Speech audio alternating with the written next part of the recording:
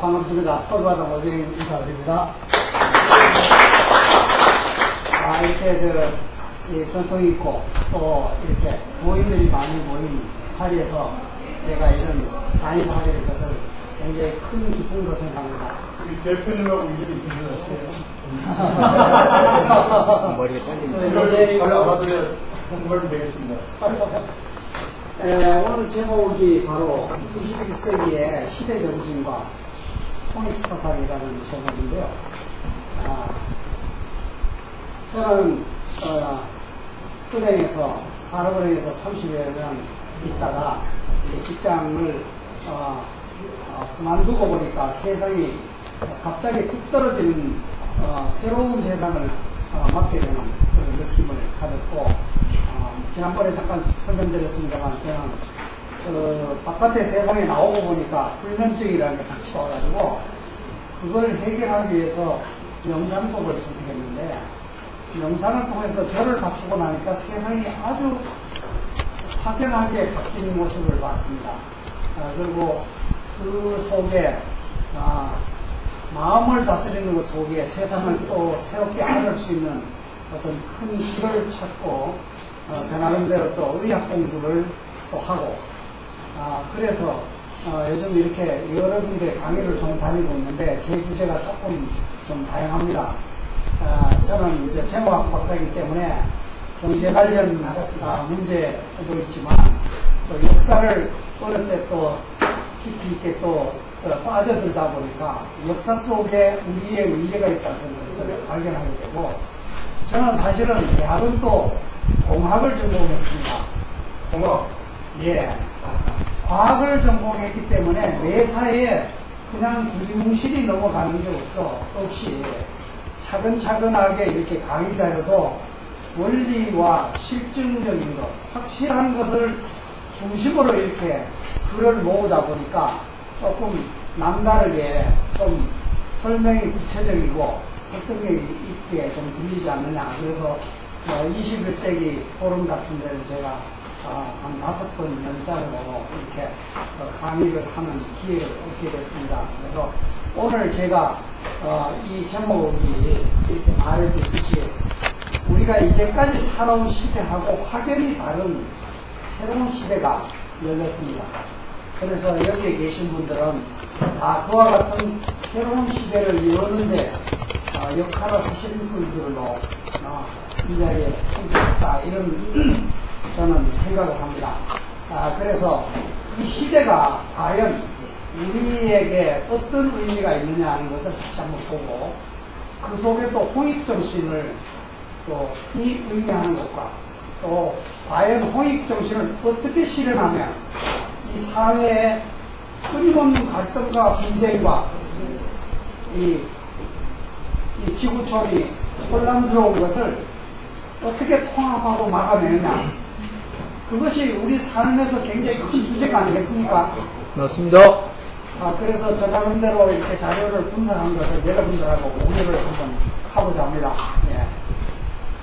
슬라이드를 통해서 주로 준비됐기 때문에 이걸 조금 잘 보이십니까? 네. 조금 안 보이시면 가까운 데 오셔가지고 봐주십시오. 이 제목이 바로 새 시대에 앞으로 새 시대를 이끌고는 어떤 사람이면 좋겠다 하는 지도적 상을 중심으로 해서 통일사상과 연관해서 여러분들한테 설명을 드리려고 합니다. 다른 데는 1시간 강의로 또 잘라서 벗어나면 굉장히 부담을 많이 주는데, 저는 여기서 제목을 2가지 제목을 갖고 오늘 왔습니다. 하나는 이 시대가 과연 어떤 시대이며 우리 시대를 이끌 사람은 어떤 분이 특성을 가져야 되느냐, 이런 것과 그것이 바로 홍익정신이라고 보는데, 이 홍익정신을 구체적으로 갈등을 없애고 모든 사람이 행복한 사회를 만들려면 어떻게 해야 되느냐 하는 제 나름대로의 해법을 여러분들하고 같이 좀 나누고자 합니다. 그래서 2시간에 걸쳐서 하는데요. 조금 시간도 좀 넉넉하게 여기 주시니까 좀 넉넉한 기분으로 천천히 좀 해나가겠습니다. 그래서 이 첫 번째 주제로 과연 과연 2013년과 2012년의 경계가 굉장히 중요합니다. 이 중요한데 2012년과 13년이 과연 어떤 차이가 있는가, 다른가, 이것을 그동안 과학적으로 여러 가지 얘기 나온 것을 중심을 해서 한번 엮어봤습니다. 이 지난해 말만 해도 지구가 갑자기 멸망한다는 소리가 굉장히 많았는데, 저는 디스커버리라든지 히스토리나 또 이 사이언스, 과학에 관련되는 영화, 텔레비 방송을 많이 봅니다. 집사람은 열심히 연속극을 보고 있는 반면에 저는 서재방에 가서 열심히 이렇게 보다가 보니까 따로 보세요. 따로 보죠. 저는 연속극 시작하면 저 방으로 들어갑니다. 그래서 이걸 보다 보니까 이게 넷지오 다큐라든지 이런 곳에 금세기가 큰 변동이 일어난다는 그런 자료들이 많이 공개가 됐죠. 그래서 그 자료들을 좀 엮어봤는데요. 제일 큰 게 바로 2012년 12월 21일 대통령 선거하고 어떻게 되죠? 19일날 이틀 바로 이틀 순간에 지구가 멸망할 거라는 예언이 바로 21일에도 마야의 달력이 바뀐다라고 본 거예요. 예, 잠깐만 얘기합니다. 슬라이드 쇼 시작이라고 했는데 그러려면 저걸 제일 앞쪽에 있는구나. 앞쪽에만 이렇게 저 한번 그런데 잠깐만 잠깐 요것만 당겨보세요 한번 줄만. 그래서 감사합니다. 바로 이것이 근세기에 얼마 전에 발견된 마야의 돌로 새겨진 달력입니다. 근데 이 달력에 바로 인류의 종말에 대한 얘기가 나오는데요. 마야인들의 역사를 매일매일 일어날 것을 거의 5,000년간에 걸쳐서 기록이 있는데요. 그런데 이 달력에 의하면 이 사람들은 전체 우주의 운행의 그 주기를 주로 연구를 해서 보니까 어느 날 지진이 일어나고 폭풍우가 치고 아주 큰 변동이 있을 때 보면 꼭 어떤 특정한 별들의 작동이 일어나더라. 그래서 예를 들면 거기에 기록에 보면 멕시코의 스페인 함대가 해양으로 쳐들어와서 잉카 제국을 멸망시켰죠. 바로 그 날짜에 외관인들이 이렇게 오는 것까지 기록이 되어 있고, 그 이후로도 날마다 어떤 큰 재변이 일어나면 재앙이 있는 날은 전부 다 이게 기록이 전부 다 되어 있습니다.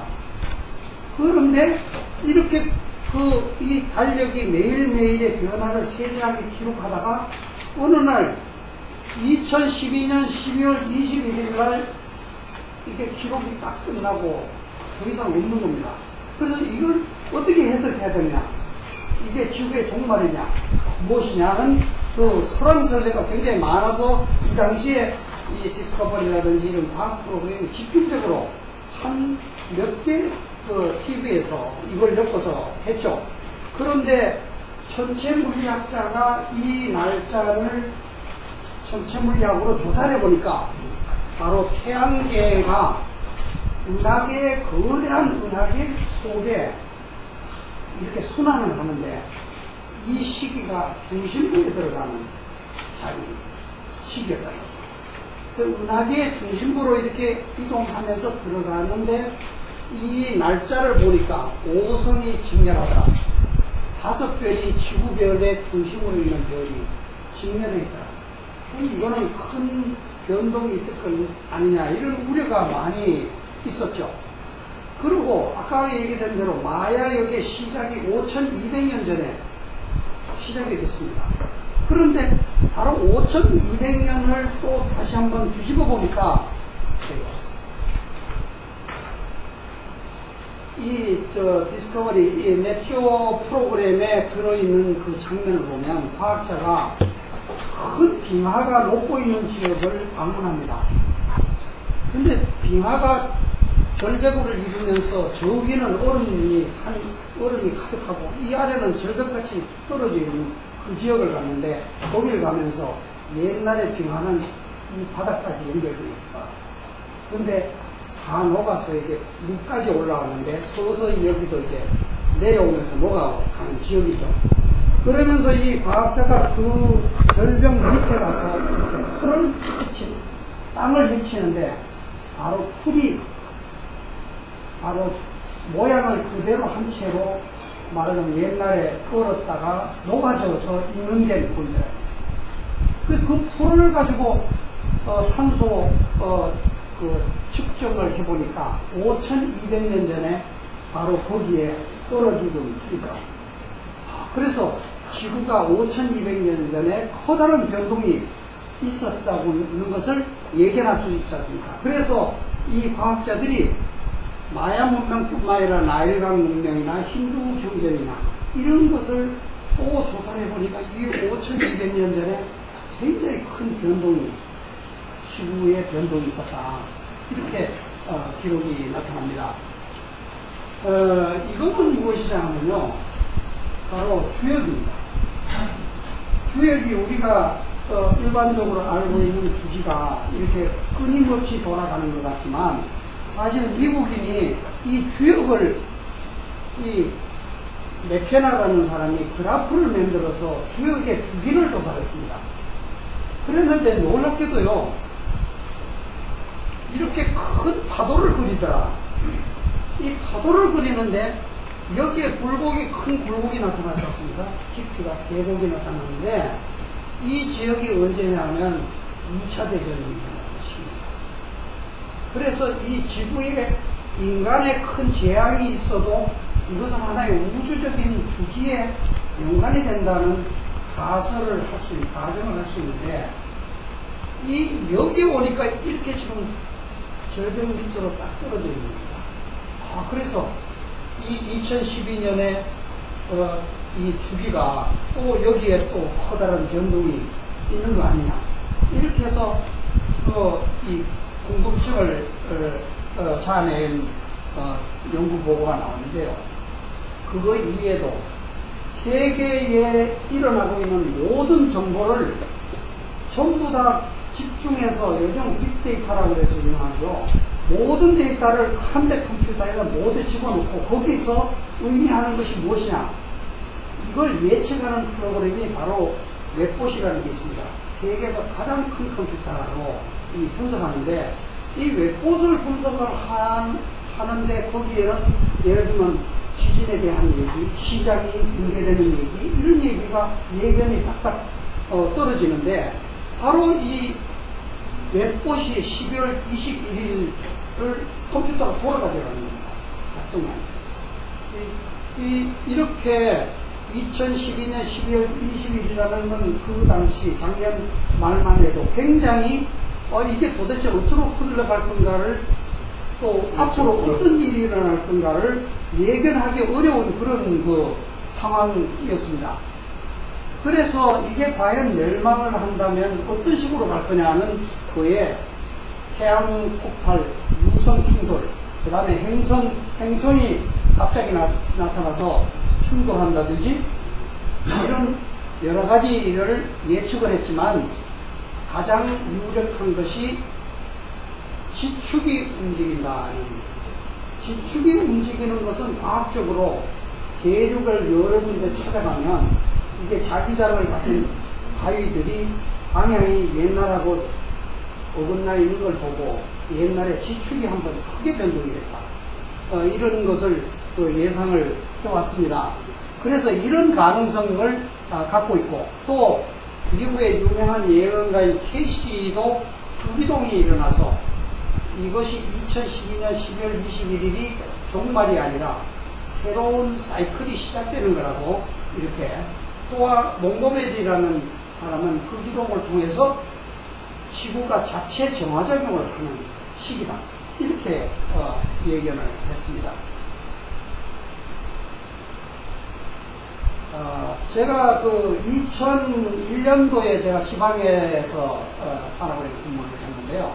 그 지방에 왔다 갔다 하면서 버스에서 1급 칩들을 구하다가 우연찮게 지구와 인류의 그 지구의 운명과 인류의 미래라는 책을 얻게 되는데 이 책을 쓴 사람이 유키오라는 사람입니다. 유키오라는 사람은 일본에서 몇천 개 기업을 컨설팅하는 컨설팅 기업의 아주 최고봉을 달리는 사업가입니다. 그 사람이 각종 컨설팅을 하는데 건물의 배치라든지 뭐 이런 거를 자문을 해줍니다. 그래서 설계를 다 해서 여기 사무실을 열 때는 또는 그 상점을 열 때는 여기에 문을 밟고 이쪽은 무엇을 배치하고 이렇게 배치를 다 해줬는데 현장에 가서 딱 이렇게 가서 보니까 이 배치가 여기 있어야 될 걸 저쪽에다 놓고 이렇게 돌려놨더란 말이에요. 그래서 아니 왜 그렇습니까? 하더니 아이고 선생님 우리 이렇게 마음에 안 듭니까? 제가 그게 아니고 우리는 또 딴 데도 얘기 듣는 데가 있습니다. 그래서 한두 번 넘어갔지만 여러 군데서 그러니까 도대체 그 다른 데서 듣는다는 게 무엇이냐?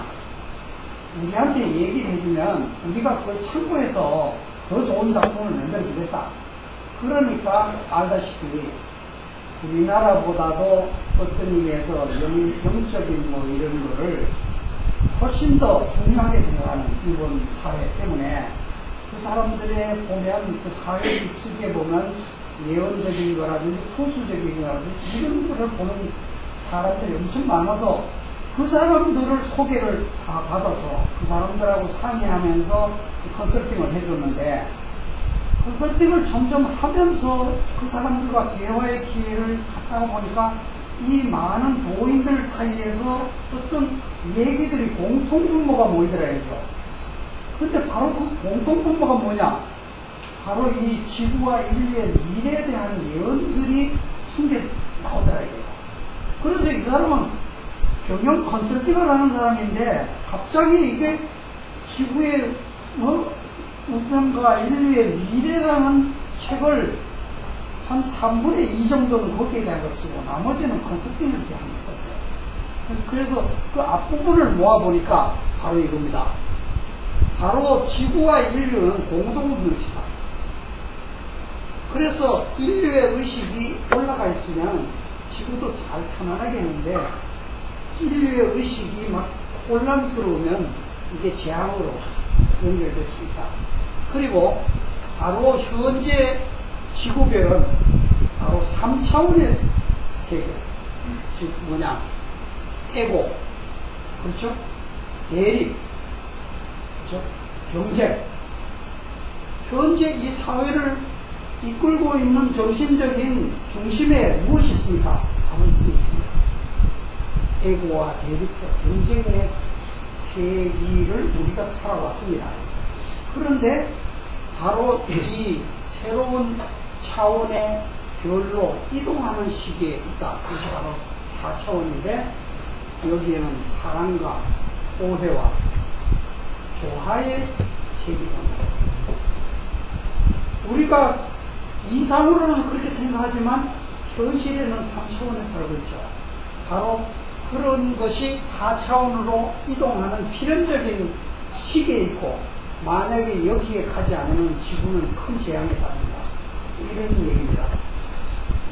그래서 이 지구별의 의식이, 인간의 의식이 변화되는 시기가 바로 1980년부터 2030년까지 여러 가지 사건이 일어나서 혼란이 굉장히 불가피하다는 겁니다. 지금 진행 중이에요. 예, 지금 진행 중이죠.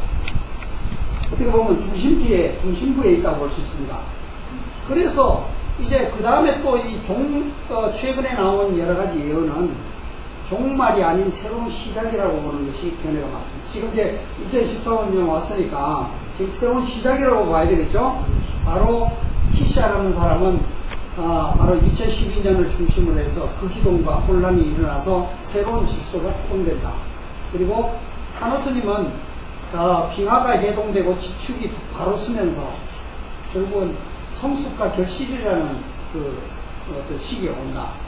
그리고 마야의 최종 역도 바로 이런 시간 전이와 진화 프레임이 진행되는 시기로 이렇게 예측을 하고 있습니다. 그런데 우리 지구를 보면 최근에 일어나서 2012년, 2013년에 사실은 큰 변화가 일어났습니다. 큰 변화가 일어나고 있습니다. 그게 바로 뭐냐? 아프리카, 중동 지역의 그 어떻게 보면 억압 속에 사는 나라들이 전부 해방 독립을 외쳐서 막 큰 소용돌이를 치고 있죠. 네. 그리고 또 한 가지는 작년도가 세계 60개국의 원수가 바뀌는 시기라고 합니다. 네. 그래서 그런데 과거를 보면요, 우리 노스트라다무스를 기억할 겁니다. 1990년도가 인류의 종말이었다. 근데 마지막에 뭔가 보인다. 인류의 구원에 뭔가 빛이 보인다. 이렇게 하고서 끝났는데 사실 그 재앙의 진원이 뭘까요? 사실은 가장 큰 것은 핵전쟁입니다. 세계 강대국이 보유하고는 핵무기가 인류를 몇십 번을 멸망시킬 수 있는 무기를 갖고서 러시아, 소련과 미국이 울렁거렸지 않습니까, 옛날에. 일촉즉발로 버튼 하나만 잘못 누르면 그냥 세상이 종말을 구하는 아주 아슬아슬한 위험한 시기였는데 그 시기를 넘겨준 사람이 있습니다. 바로 레이건 대통령입니다. 1985년도에 공산 러시아에다가 외칩니다. 당신네들이 국민을 행복하게 만들겠다고 공산주의를 만들었는데 그렇지 않습니까? 사실 공산주의도 국민을 행복하게 만들려고 만들었습니다. 그랬는데 너희들이 지금 정치가 철의 장막으로 가둬놓고 국민들을 이렇게 억압을 하고 있는데 너희들이 정말 국민을 행복하게 만들려고 아직도 생각한다면 개방해라, 열어라. 거기에 고르바초프가 마지못해서 응하면서 두 번째가 뭡니까? 핵무기를 서로 이렇게 부딪히는 무기를 내려놓자. 핵협상만. 그 사건이 바로 동베를린의 서베를린과의 베를린 장벽을 허물고 공산주의가 스르르 무너져서 그 긴장감이 해소돼서 오늘날 바로 핵전쟁, 노스트라다무스가 얘기한 인류의 종말을 구하는 그 전쟁의 위기를 넘겼다 합니다. 그런 의미에서 레이건 대통령과 고바초프는 우리 인류사에서 윤석열 총재가 그 일이 됐습니다. 질문은 이따가 좀 하시죠. 하고 나서. 그래서 이게 정말 그 두 분이 역사적으로 볼 때는 이 지구의 운명에 엄청난 정말 위기를 구해준 분들입니다. 이 두 분을 위해서 박수 좀. 우리는 이 지구에서 순간순간 위기를 넘길 수 있는 위인이 태어나서 이 지구의 어려움을 해결을 해주기도 합니다. 바로 그 다음이 바로 작년이 60개국이 정상이 바뀌는 주요 국가 정상들이 다 바뀌는 바로 이런 것이 새로운 시대를 여는 어떤 그런 하나의 바로메타라고 할 수 있죠. 그런데 이렇게 지구의 종말만 얘기하고 안 좋은 얘기만 있었는데 정말 좋은 얘기가 없느냐. 우리 한민족의 좋은 소식이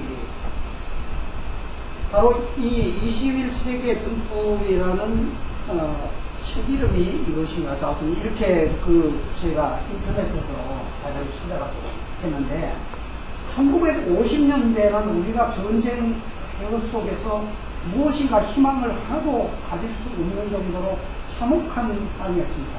그런데 그때 갑자기 우리나라가 대단한 세계의 정신 지도국이 되고 훌륭한 문명이 여기서 다시 한번 나오고 뭐 이런 얘기를 쓰는 것이 도대체 믿어지지 않는데 고려원이라는 잡지사에서 미국의 작가의 힘을 작가의 글을 옮겼죠.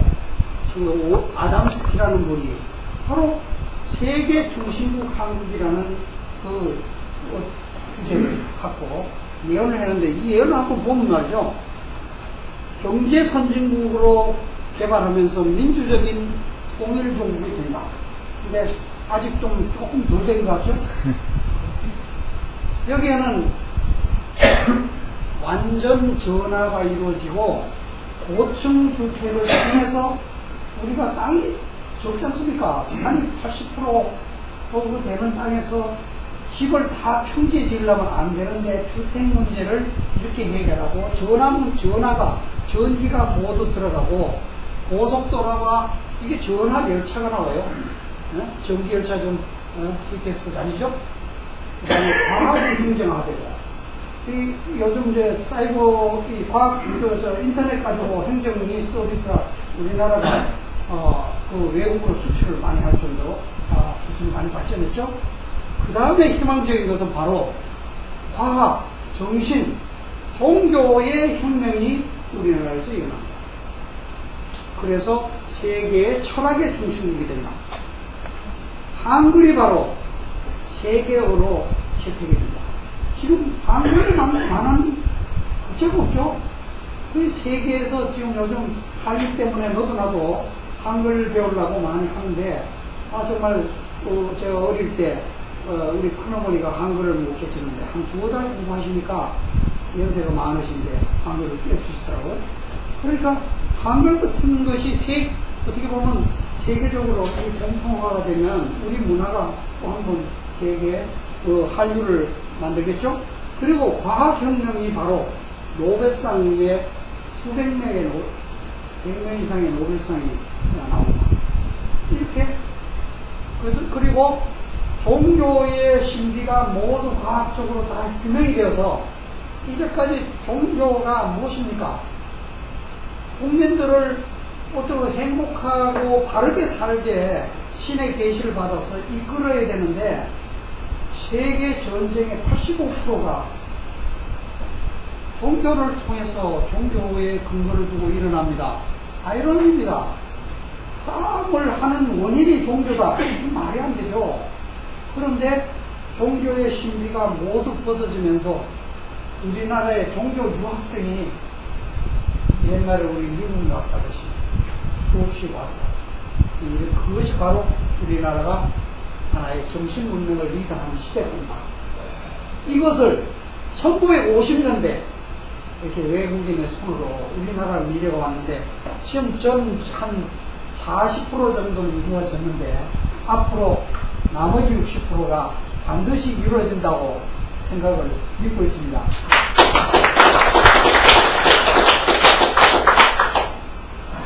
그런데 저는 1980년대인가 소설 단을 보고서 참 많이 그게 역사 공부를 한 계기가 되는 거거든요. 소설 단을 보니까 이게 좀 백두산족에 대한 얘기도 하면서 또 하나 감동을 준 것은 우리나라 한민족이 원래 인류 문명의 시원이라고 우리는 백두산족이라고 해서 했죠. 가장 먼저 된 감방, 중국 중심으로 하면 감방이라는 만주 지역이 인류의 문명의 시월이라는데 그때는 우리나라의 옛날에 만주의 유물이 홍산 문명이고 전혀 모르는 데입니다. 그런데 인류의 문명이 시원이고 우리나라가 다시 한번 정신 문명의 중심이 되면서 한민족이 만주와 몽골과 이 넓은 강역을 전부 다 하나로 통합된다는 얘기를 다물이라는 책을 통해서 했을 때 저도 가슴이 무척 뛰고 기대가 많이 됐죠. 근데 이분이 앞으로 세계를 지도할 우리나라가 정신 지도자가 정신 지도부이기 때문에 여기 있죠. 감방 백두산족이 바로 인류 문명의 시작지였다. 그 당시로는 그런 말이 나온 적이 별로 없었죠. 근데 알고 보니까 홍산 문명을 열고 보니까 이 황하 문명보다도 1000년 가까이 빠른 청동기 문명, 철기 문명을 여름 걸어 나왔죠.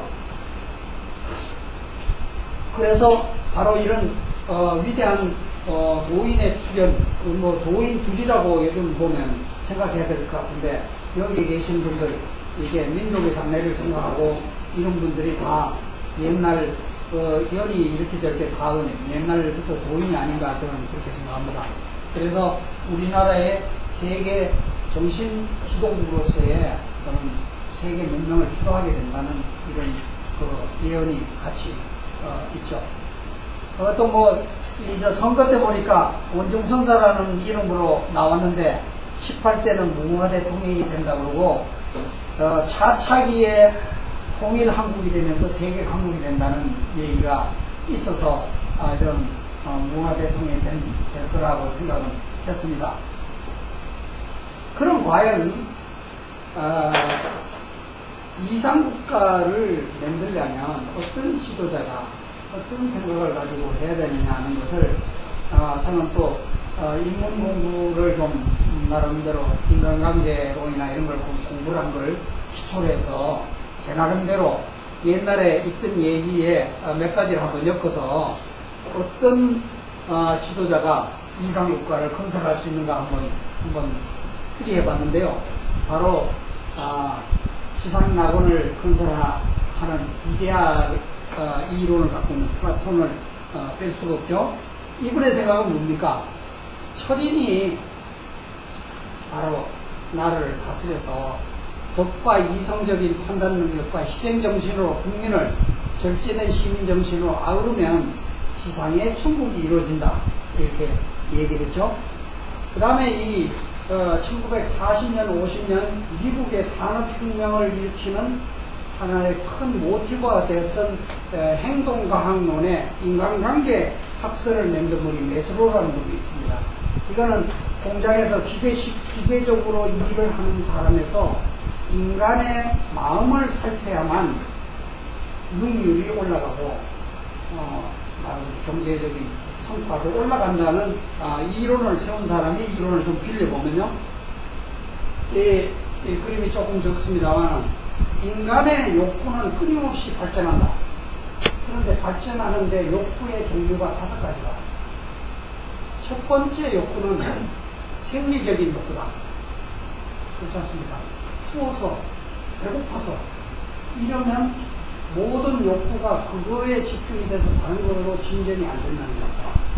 그래서 우선 먹고 사는 것이 제일 중요하다. 그래서 이것이 생리적인 욕구가 가장 기본에 모든 사람이 깔려 있는데 그것이 발전되면 그 다음에 뭐냐? 안전적인 욕구다. 이건 뭘까요? 좀 더 먹고 사는 것이 좀 더 오래 지속돼서 잘 나가는 것. 이것이 바로 안전의 욕구입니다. 그래서 다음 욕구는 뭘까요?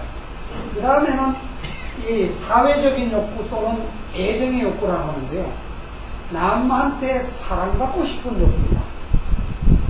그 다음에 올라가면 나는 상당히 훌륭한 인물이다. 자존의 욕구입니다. 그 다음에는 뭘까요? 나는 이 세상에 이런 성취를 하겠다. 그래서 위에 아래쪽은 자기 몸을 중심으로 한 욕구입니다. 그런데 사회적인 욕구와 자존의 욕구와 이것은 사회적인 욕구라고 볼 수 있고 감성적인 욕구라고 볼 수 있습니다. 그래서 내가 예를 하나로 이렇게 들었는데요. 시골에서 저도 고등학교를 서울로 올라왔습니다. 안에 오니까 저는 경상도에서 왔지만 사투리 쓴다고 그냥 말 한마디만 하면 컬컬대고 웃어 제끼는 바람에 저는 부끄러움이 많으니까 쪽도 못 치고 이렇게 수그리고 있었는데 그때의 욕구는 나를 좀 인정을 좀 그룹으로 멤버로라도 인정을 해주라. 그게 사회적인 욕구입니다. 그 다음에 가면 나도 좀 잘났는데 좀 남한테 좀 폼되고 싶은 욕구죠. 그 다음에 가면 내가 이게 반장이 되어서 이것도 이렇게 무슨 클럽도 만들어서 뭐도 하고 해서 뭔가 퍼포먼스를 해서 남한테 이렇게 내가 꿈꾸는 무엇인가를 실현하는. 그래서 이분이 메스로라는 사람이 1차적인 것은 그 생리적인 안전의 욕구는 하나의 에고적인 욕구. 그렇죠? 자기 몸에 관련되는 거. 그 다음에는 사회 소속감과 자존의 욕구는 사회적인 욕구, 명예적인 욕구. 다음의 욕구가 바로 자아실현의 욕구인데 바로 이 사람이 생각하는 이상향은 모든 사람이 이상을 꿈꾸는 자기 실현의 욕구에 있는 사회가 되었을 때 그 사회가 바로 이상적인 사회가 될 수 있다. 상당히 의미가 있죠? 그래서 그냥 자기에 매이지 않고 더 큰 이상이라는 것, 바로 사회를 생각하고 나라를 생각하고 이런 거 아니겠습니까? 다음에는 의식에 대한 거를 의식혁명이라는 책을 통해서, 이건 심리치료 의사, 미국의 유명한 의사입니다. 호킨스 박사라는 분이 의식혁명이라는 책으로 우리나라에 많이 알려졌는데요. 이분이 한 걸로는 인간의 감정과 의식은 한계가 있다. 이거는 과학적으로 이 사람이 규명을 하는 겁니다. 이거는 어떤 특정한 측정하는 방법에 의해서 이것은 인간의 마음의 힘이라고 볼 수 있습니다. 마음의 힘을 0에서부터 1000까지로 나누고 보니까 이런 단계가 나타나는데요. 맨 아래층은 수치심, 굴욕, 잔인함, 그리고 죄의식, 학대, 포기, 절망, 무기력, 슬픔, 후회, 두려움, 근심, 이것이 백이하입니다. 그래서 이 백이하가 뭔가를 제가 생각해 보니까 가장 밑에 있는 것은 자기를 부인하는 겁니다. 자기를 나는 쓸데없어 힘들어하는 놈이야. 자기를 학대하는 겁니다. 자기 존재를 무시할 때에는 자포자기거든요. 가장 무서운 사람이 누구냐? 자포자기의 사람이 제일 무서운 겁니다. 남을 살해하는 사람은 자포자기입니다. 가장 잔인한 것은 자기를 무시할 때. 그래서 사실은 자기를 세우는 것이 제일 먼저 중요한 겁니다. 자기라는 것을 소중하게 생각합니다. 그런데 요 위에 보니까요. 그 다음에 욕망과 집착과 공격과 미움, 분노, 자존심, 경멸 막 이런 단계로 올라가니까 이게 뭐냐? 이거는 자기는 소중하다고 생각하는데 자존심은 강한데 남하고 여기저기 막 부딪히는 거예요. 그 부딪히니까 뭡니까? 이게 바로 좌충우돌입니다. 그 두 번째 단계가 바로 나는 뭔가 의욕을 갖고 뛰는데 남하고 끊임없이 부딪혀서 계속 싸움 속에 오르다 보니까 편할 수가 없죠. 그런데 여기를 벗어난 것이 바로 남을 인정하는 하기 시작하는 겁니다. 200부터. 긍정과 신뢰와 중용과 유연함, 친절, 낙관, 용서, 포용, 이해, 이성까지. 근데 이것이 바로 나도 중요하지만 남도 중요하다고 생각하는 거였으니까 그 정도가 이성이라는 게 뭡니까? 이성이라는 것은 객관적으로 보는 것을 뜻합니다. 나와 다른 사람이 똑같다. 그렇게 하기 어렵죠. 많은 사람들이. 그렇지만 사실은 객관화되면 담백해지죠. 감정에 쉽게 쏠리지 않고. 바로 이성의 단계는 그러나 알다시피 이성은 얼음 속에 있는 칼과 같다. 사실 이성이라는 것이 정의라는 이름으로, 그렇죠? 진리라는 이름으로 수많은 전쟁을 일으켜서, 그렇죠? 종교라는 정의, 사상이라는 정의로 수많은 사람을 죽입니다. 무엇이 부족합니까? 감성입니다. 이 이성의 단계가 그냥 있으면 위험합니다.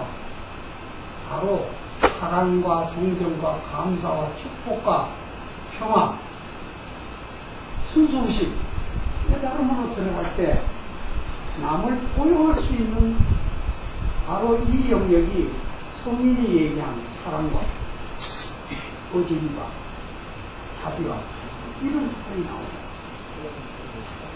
우리의 인류는 그래서 이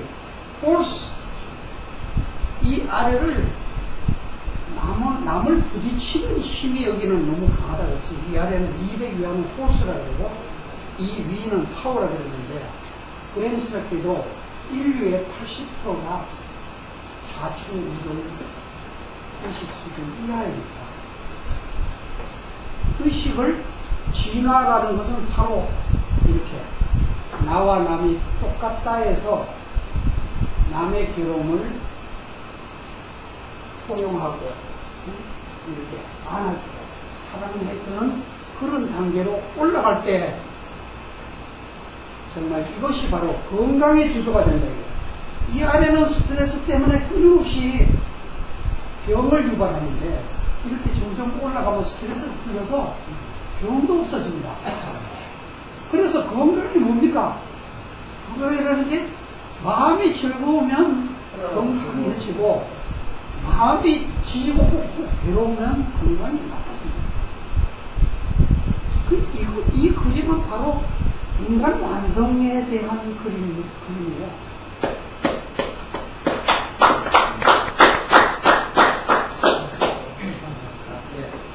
그래서 바로 이 호킨스에 의하면 자기 부정과 좌충우돌형을 벗어나서 바로 용기와 이해와 관용을 넘어서서 사랑과 감사와 평화를 통해서 인류가 서로를 하나로 아우를 때 여기에 무엇입니까?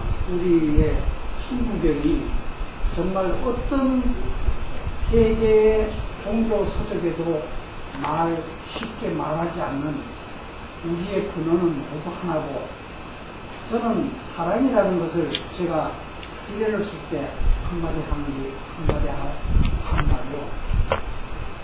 사랑을 할 때 자신이 사라지는 것 같습니까? 자신이 없어지잖아요. 상대만 오로지 나타나잖아요. 저는 그거를 뭐로 보냐, 혼과 영이 서로의 영이 하나가 된 경험이라고 생각합니다. 그것이 사랑이라는 것이 바로 영과 혼이 하나임을 자각할 때 감동이 나오고 눈물이 나와요. 바로 이 사랑을 통해서 우리가 하나임을 느낄 때 진정한 마음에서 우러나오는 사랑을 통해서 이 인류의 많은 문제를 아울 수고 해결할 수 있다는 거예요. 그래서 이 몸과 마음의 건강이라는 것은 건강과 행복은 다름이 아니고 바로 같이 간다.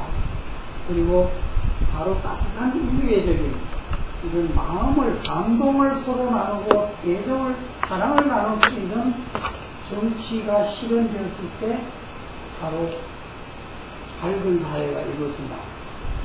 이 세 분의 얘기를 통해서 근원을 보면 종교는 최근에 나온 이론이 정말 과학적이고 정말 우리가 지금 가야 될 어떤 방향을 지시하는 거 아닌가 이렇게 생각이 됩니다. 이제 홍익을 좀 얘기를 해야 되겠습니다. 여러분들을 왜 사십니까? 무엇을 위해서 하십니까? 어떤 인사의 시를 한번 잠깐 보겠습니다. 사람은 왜 사느냐?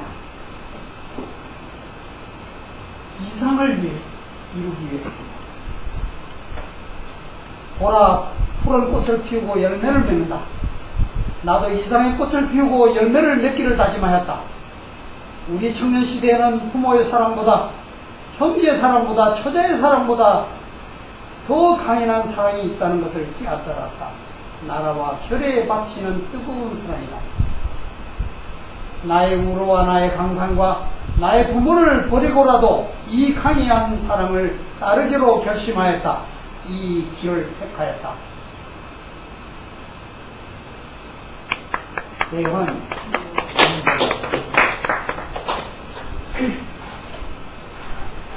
이 청년 윤봉길 선생님이 무엇입니까? 앞에서 이상을 실현하는 사람이기 때문에 우리의 아직도 정말 가슴 따뜻한 감동을 주지 않습니까?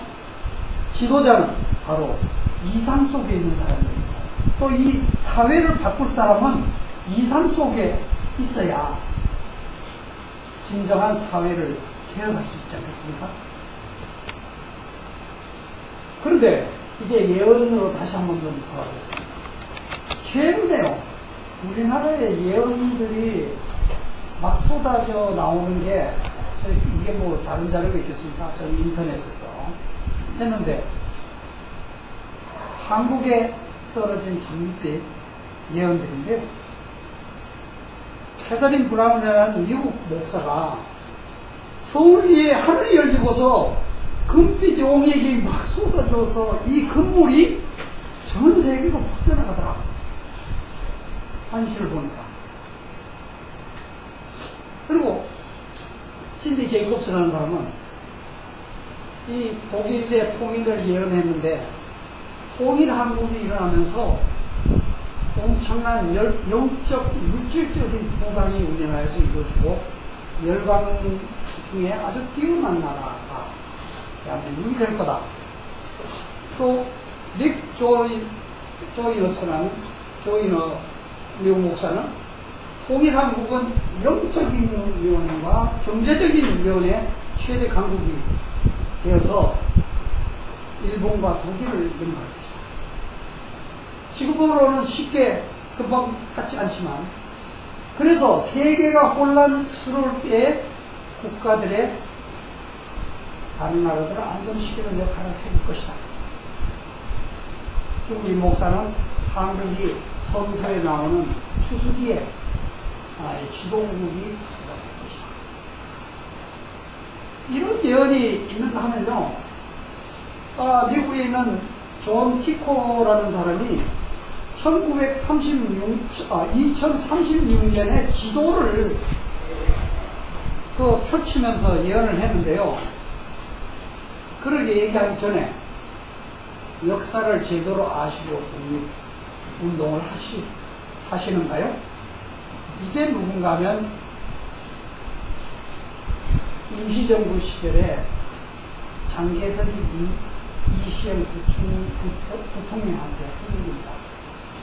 이게 무슨 얘기입니까? 그랬더니, 아이, 내가 잘한 양재강북의 절강성이 옛날 백제 땅인데 당신도 그거 아냐? 이렇게 우리나라를 우리 자신이 모르고 있는데, 저는 해외 근무하면서 일본인 친구들하고 지점장들하고 같이 식사를 하면 한 사람 한 사람 만나면 자기네 조상들은 다 한국에서 왔고 한국을 아주 자기네 조상나라로 생각한다고 그러는데 정치적으로는 왜 저렇게 거칠어요? 정답하고 뭐.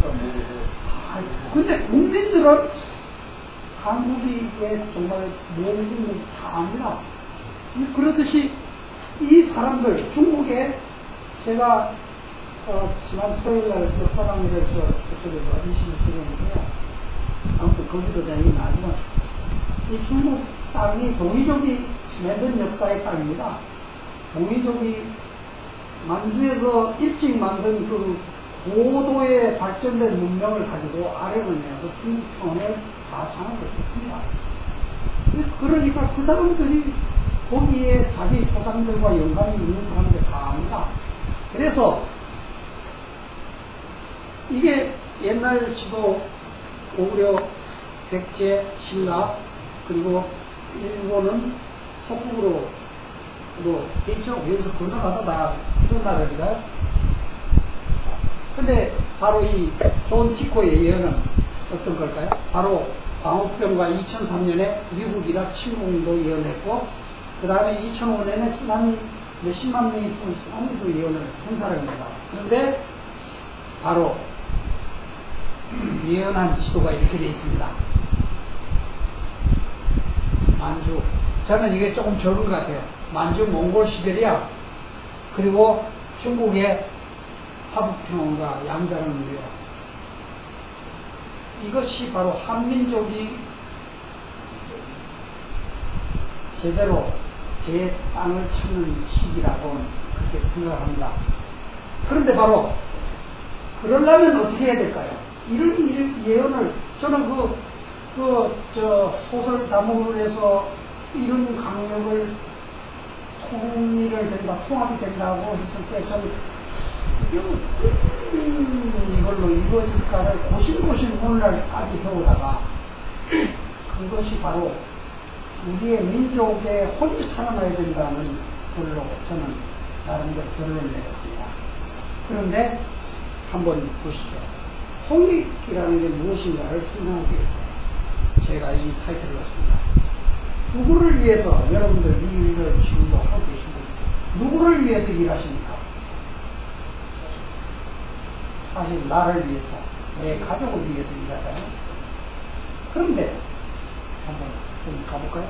그런데 이 시대가 21세기 이 시대가 옛날의 시대하고 완전히 달라진 시대입니다. 그걸 알아야 우리가 옛날의 세대하고 다른 새로운 세상을 꾸밀 수가 있습니다. 인류의 문명의 시대적 변천을 잠깐 살펴보면요. 바로 과거에는 수렵 채취 시대, 자기 먹을 것을 따서 그냥 자기가 먹으면 그냥 끝났습니다. 하루 종일 먹이를 위해서 살았다고 볼 수 있는 시기에는 문명이라는 게 없습니다. 그냥 먹고 사는 거. 그런데 그 이후에 농경지가 큰 분야 농경지가 개발이 되니까 잉여 농산물이 많이 생겼단 말이에요. 그러니까 거기에서 왕권이 생겼어요. 왕권이 생기고 나니까 더 큰 걸 따려고 서로 싸우는데 싸움이 중요하단 말이에요. 그때는 바로 자급자족의 시대에서는 환경의 지배를 많이 받았지만 이 투쟁의 시기에는 강경 무기를 잘 만들어야 진나라가 그냥 그 병방 국가들한테 그냥 쪼임을 받다가 어느 날 거기에서 기술 개발을 엄청 해가지고 그걸 통해서 그냥 중국을 통일을 하지 않았습니까? 바로 부국강경이 이제까지의 시대인데 현재는 뭡니까? 시장경쟁 시대. 시장경쟁 시대가 뭡니까? 바로 상품과 서비스의 경쟁 시대란 말이에요. 상품 경쟁이 뭐예요? 남이 좋아하는 것을 잘 만들어주는 것이 성공하는 시대입니다. 그런데 우리가 앞에 했죠? 누구를 위해서 일하십니까? 나와 가족을 위해서 일하는데 조금 벗어나고 보면 회사가 성공하도록, 회사가 잘 되도록 회사를 위해서 일하죠. 그리고 고객이 만족하도록 일하죠. 그런데 이걸 조금 말을 볼 테면 내가 성공하려면 어떻게 해야 됩니까? 요즘 성공하는 사람이 어떤 사람이 성공하나요? 바로 고객과 회사가 성공하고 만족하는 사람이 성공합니다. 갤럭시 4를 저쪽 애플보다도 더 잘 고객이 만족을 덜 만드니까 미국의 인류 기업이 쪽으로 들고 삼성이 올라가잖아요. 고객이 만족하고 하면 그리고 우리 회사가 삼성이 상품이 잘 만들어서 성공하면 되니까 뭡니까? 나의 성공은 바로 고객과 회사, 남을 성공시키는 것이 나의 성공이라는 얘기가 되는 거죠. 바로 남의 만족과 성공을 위해서 일하는 시대란 말이에요. 여러분들 알게 모르게 남이 잘 되도록 열심히 일하고 있는 세대에 살고 있습니다. 이건 사실 엄청난 변화입니다. 옛날 고대에 살아보지 못한 삶을 지금 살고 있는 거예요, 사실은. 그래서 상품 교육으로 중국도 무너졌고 러시아도 상품 교육 시대로 바뀌었습니다. 유일하게 북한만 나와 있는데 상품 교육으로 하면 서로 남들이 좋아하는 것만 열심히 하다 보니까 중국이 옛날 같으면 미국하고 그러지만 미국에 가서 물건을 팔리니까 중국이 말을 큰 것도 못합니다. 야, 이거 북한 좀 어떻게 좀 물러봐. 알았어요. 여기 와서 물러주십시오. 이렇게 협력 시대가 되는 거죠. 그래서 이게 뭡니까? 바로 남이 만족과 성공을 위해서 일하는 사회가 뭡니까? 그게 에고를 벗어나서 홍익사회의 여건이 갖춰지가 아닙니까? 바로 이 홍익정신, 남이 성공하면 내가 성공하는 사회에 우리가 옛날에 피해의식 때문에 저놈을 도와주면 내가 저놈이 나를 또 배신하고 뭐 이럴까봐 이러지만 사회적으로 우리가 남을 도와줬을 때 그런 피해를 잘 막아주고 안전장치를 해주고 서로 도와주는 사회가 된다면 바로 이것이 동서남북의 갈등을 다 통합하고 아우르는 그런 장이 열리는 바로 홍익세상, 그것이 바로 우리의 앞에 놓이는 많은 문제를 갈등을 해소할 수 있는 그런 길이 된다. 그래서 우리는 성공사회, 성공하는 사회, 모든 사람이 성공하는 사회를 갖고 싶은데 바로 그것은 무엇이냐? 홍익사회. 바로 홍익사회라는 것이 홍익정치, 홍익경제, 홍익복지, 이 모든 것을 홍익으로 풀면 이 사회가 정말 우리가 진정으로 바라는 모든 사람이 성공하고 행복한 사회가 될 수 있으리라고 믿습니다. 멋집니다. 분량을 지어서 좀 쉬었다. 그래. 그래서 조금 한 장만 남았어요.